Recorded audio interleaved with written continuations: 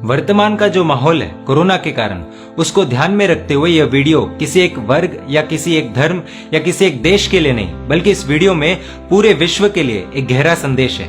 एक नगर में एक चंदन का व्यापारी था। उसके पास चंदन का स्टॉक बहुत ज्यादा बढ़ गया, तो किसी ने उस सेठ से कह दिया कि यदि राजा की मृत्यु होती है तो अंतिम संस्कार में चंदन का उपयोग होगा। राजा जब भी वहां से पसार होता तो सेठ के मन में यही विचार चलने लगता कि राजा मर जाए, राजा मर जाए। और फिर राजा भी जब उस सेठ को देखता तो उसे सेठ पर बहुत गुस्सा आता, न जाने क्यों। एक दिन राजा ने मंत्री से कह दिया कि जब भी इस सेठ को देखता हूं पता नहीं क्यों मुझे गुस्सा आ जाता है। मंत्री ने जवाब तो नहीं दिया, लेकिन कारण समझ गया था। मंत्री सेठ के पास जाकर सारी बातें जान लेता है। मंत्री इस पहेली को सुलझाने के लिए राजा को सुझाव देता है कि आप चंदन का महल बनवा लीजिए, और यदि रानियां चंदन के महल में रहेंगी तो हमारे राज्य की शोभा बढ़ जाएगी। राजा तुरंत चंदन का महल बनाने का आदेश देता है। सेठ का सारा स्टॉक खाली हो जाता है। हर स्टोरी की तरह इस स्टोरी की भी हैप्पी एंडिंग होती है। सेठ को पश्चाताप होता है अपनी सोच पर कि जिस राजा के मरने के लिए हमेशा प्रार्थना की, उसी राजा ने चंदन का महल बनवाकर मेरा सारा चंदन खरीद लिया। इधर राजा को पश्चाताप होता है कि जिस सेठ पर गुस्सा किया, उसी का चंदन काम आया महल बनवाने में। यह कथा बहुत ही सामान्य है, लेकिन संदेश बहुत गहरा है। दुनिया में दो प्रकार के लोग हैं, दानव, मानव। दानव वो जो लोगों की मजबूरी का फायदा उठाते हैं, और मानव वो जो उससे विपरीत होते हैं। अमेरिका में जब कोरोना को लेकर पहली मौत हुई, तब मैट और कॉल्विन नाम के दो भाइयों ने 3 दिन में अनेक दुकानों से हैंड सैनिटाइजर खरीद लिए। लगभग 17,700 बोतलें इकट्ठा कर उन्होंने अमेज़न पर बेचने का प्लान बनाया।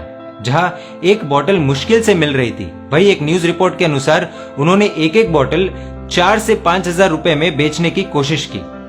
अमेज़न ने इनकी सेलर आईडी सस्पेंड कर दी, और तो और आज पूरा अमेरिका इनसे नफरत कर रहा है, और अब इनके पास खरीदने वाला भी कोई नहीं है।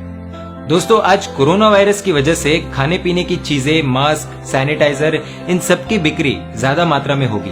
लॉकडाउन है 31 तारीख तक, तो जरूरत का सामान भी ज्यादा बिकेगा, और हो सकता है इसके चलते कुछ लोगों के मन में यह भाव आए कि कोरोना ज्यादा से ज्यादा फैलेगा तो मेरे दुकान की चीजें ज्यादा बिकेगी। और अब उस व्यक्ति को ये सोचना होगा कि अन्याय का पैसा आएगा तो वह बर्बादी की तरफ ही लेकर जाएगा, क्योंकि वह पैसा लोगों की मजबूरी का है। और ऐसे समय में क्या हमें किसी भी व्यक्ति की मजबूरी का फायदा उठाना चाहिए? दोस्तों, हमें तय करना होगा कि हम मानव है या दानव, क्योंकि मानव वो होते हैं जो व्यापार करते हैं, लूट नहीं चलाते, लेकिन दानव वो होते हैं जो व्यापार नहीं करते बल्कि लूट चलाते हैं। मास्क, सैनिटाइजर, कोरोना में उपयोगी सामान और खाने पीने की चीजों के विक्रेताओं को ये फैसला करना होगा कि मानव बनना है या दानव।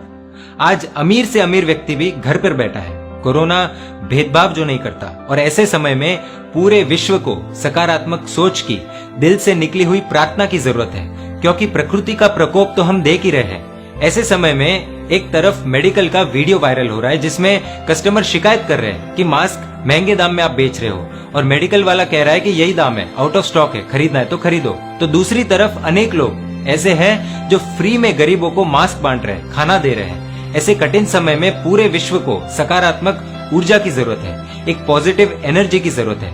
विक्रेता फ्री में तो नहीं देंगे, और वो संभव भी नहीं है, लेकिन यदि विक्रेता मदद के भावों के साथ, प्रार्थना के भावों के साथ चीजें मार्केट के रेट अनुसार बेचेंगे, तो संभव है कि दूसरी ओर से भी सकारात्मक सोच जन्म लेगी। इससे कोरोना का इलाज तो नहीं होगा, लेकिन कोरोना से लड़ने की हिम्मत जरूर मिलेगी, और फिलहाल पूरे विश्व को इसी हिम्मत की जरूरत है। आइए इस सकारात्मक सोच के साथ कोरोना मुक्त विश्व के लिए एक कदम बढ़ाएं।